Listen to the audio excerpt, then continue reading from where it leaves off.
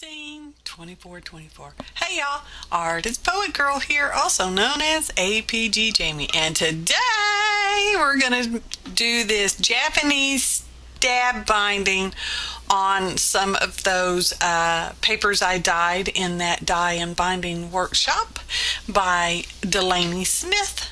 Link below. And if I can, I'll get an iCard up as well, also for part 1, because this is part 2 of Dyeing to Bind. I know, I'm just so clever, beyond words. Okay, and I know it's quite a treat for y'all to get 2 videos from me in the same day, and to think all this time, yeah, I'm in the day surgery getting some business taken care of. Oh. Yeah, the next few videos, I believe, are also pre-recorded. So here we are. You saw I clamped my pages all together, and then I unclamped them so I could sort of measure, not really measure because I'm more of an eyeballer, some dots on where I'm going to poke my holes so I can do my stabbing. And that's what I did. Marked my hose. You want to go, I went in about 3/4 of an inch from the spine edge and went down, I don't know, half an inch or so from the top and then up from the bottom, and then split the difference. When you use your awl, Delaney told me you want to kind of screw it in there. Now I do a little wobbling on mine because I have a skinny awl. A better awl has a good round handle on it that will fit really in the palm of your hand. But I'm a beginner. I know I've been making her a long time to be a beginner, but I'm a beginner. And as I disclaimed in part 1, you know, I'm not a perfectionist. That's to say the least, right? So yeah,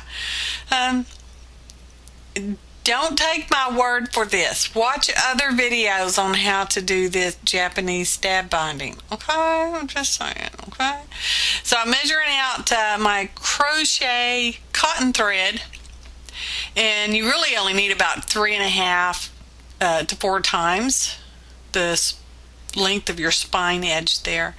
I went more than that. I had to go fetch a thimble because, yeah, thimble. And as an old quilter, wish I could quilt, but doing that for that long is just painful. As an old quilter, I get used to having that thimble on my finger there, and I just forget that it's even there. So I'm stretching the tail of my thread over and just clipping it under there because that's just so handy. And here's where I start to screw up. I know, I've hardly begun. So you go around the outside, and then I should have rolled to the top.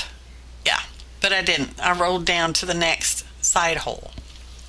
I make it work. I make it work. Now be careful when you're using pliers to pull your needle thread, because if you get too close to the eye of the needle, you can break your needle. Okay, so you know, if you're going to try that, use extreme caution, because yeah, it'll tick you off if it's the only needle you have like that. All right, because this is I don't know, a tapestry needle. Remember that plastic canvas back from the 80s? Yeah, I think that's what this is. Not that the needle's that old, but I think that's really what this kind of needle is for. But it's one of my favorites. Now the eye's a little large on it, but you know, hey, what can I say? Non-perfectionist here. And you just go in and out and around the sides and up and down the top and the bottom and around the sides, so that you have your thread is going in and out of every hole and meeting within the hole. Now you want to be careful not to split your thread, meaning you don't want to poke your needle between the individual threads that make up your thread. The individual fibers that make up your single thread. Yeah, something like that. So yeah, I'll get back to the top momentarily, because there's the bottom. You can see I'm keeping it fairly tight throughout the whole process, which you really want to do. It's easier to do that than it is to try to tighten them all at one time. There at the end, you're squitching and scratching and whatever. And I'm about to realize where I messed up just a little. I'm making this Japanese stab binding my own interpretation, if you will.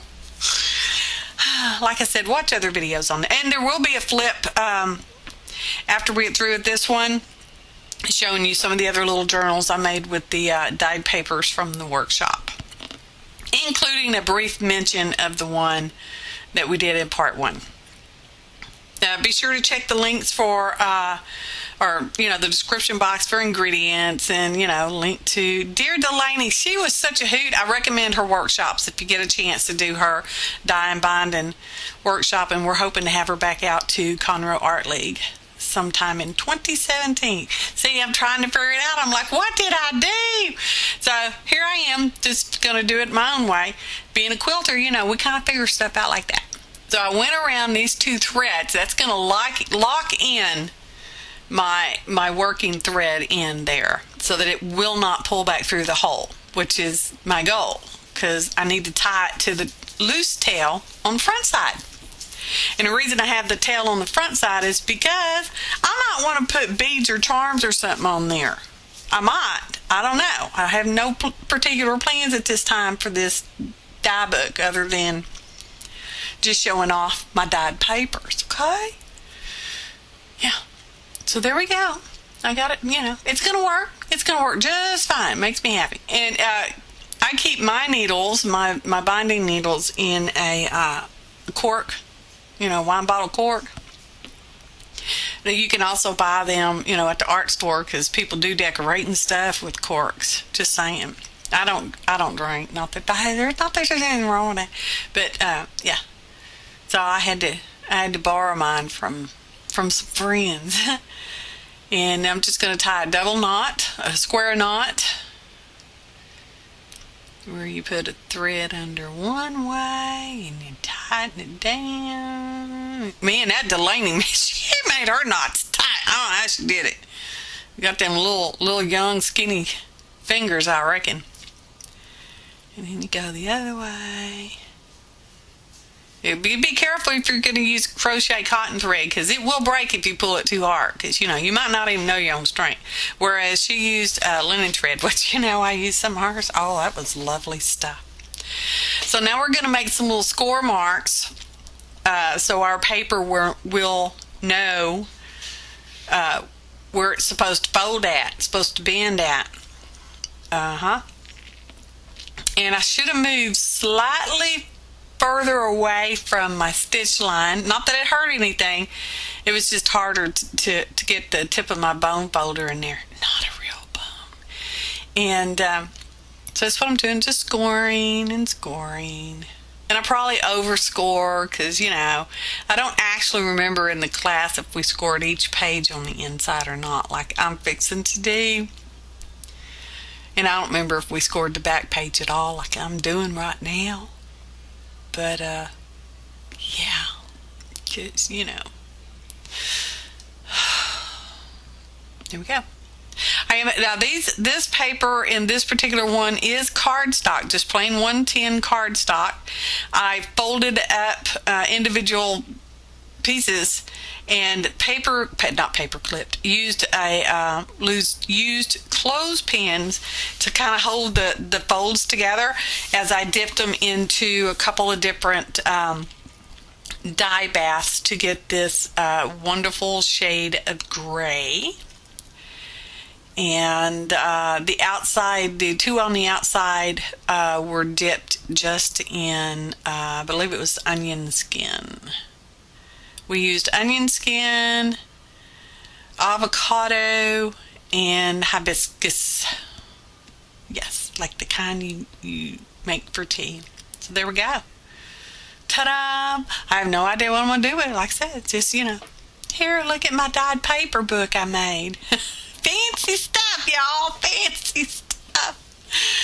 Well, you know, hey, if it makes you happy. So there we go. And now it's time for the little flip through. This was some scrapbook paper that somebody happened to have brought up. It was really cool. When we dyed it, it turned a really neato colors. You can see little individual threads in there, and that's just some paper that looked in plaid. And here, look, I'm calling this a trois deux. You know, because it's 3 and it's 2. Yeah. I'm going to let you read it. No, really, I'm going to be quiet. No, I ain't saying nothing. So it was a strip of paper. I folded it accordion style. I took another strip, coordinating matching-ish strip, and cut 3 little signatures from that and sewn, pamphlet stitched the 3 signatures inside each fold of the accordion. See, so it's 2-sided, but it's 3 signatures. 3 in French is trois, and deux is 2. Okay, and here's another one. Now that is scrapbook paper on there, and it looks like that Swiss dot fabric. It does look like fabric. And I got to put a magnet closure on there.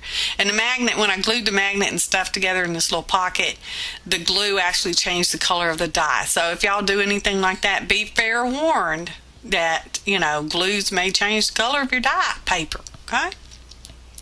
But anyway, it still came out good, and that's the little name card that our friend made for us, so Delaney would be able to tell us apart because we all look like twins.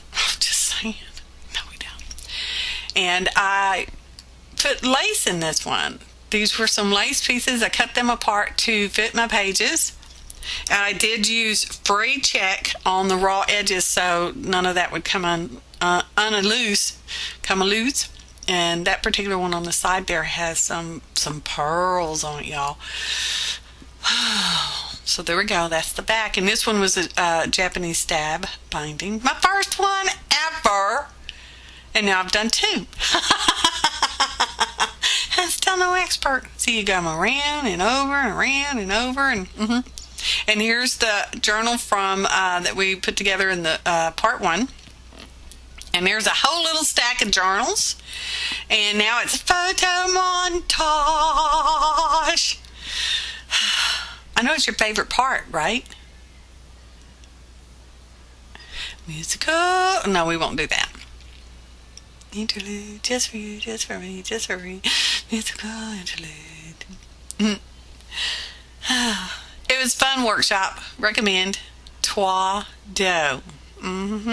Trois deux. Oh, that's a hairband I have holding that one closed. Nope, don't know the rubber stamps I used in that one. Just don't, just saying, because, you know, I swear that way. And we're fixing to go into the wrap-up of the credits. And please check out Delaney Smith. Man, she's got some cool stuff. Cool paper stuff, y'all. It's just neat to look at. Makes you want to touch it. Thanks for watching, and happy arting, y'all.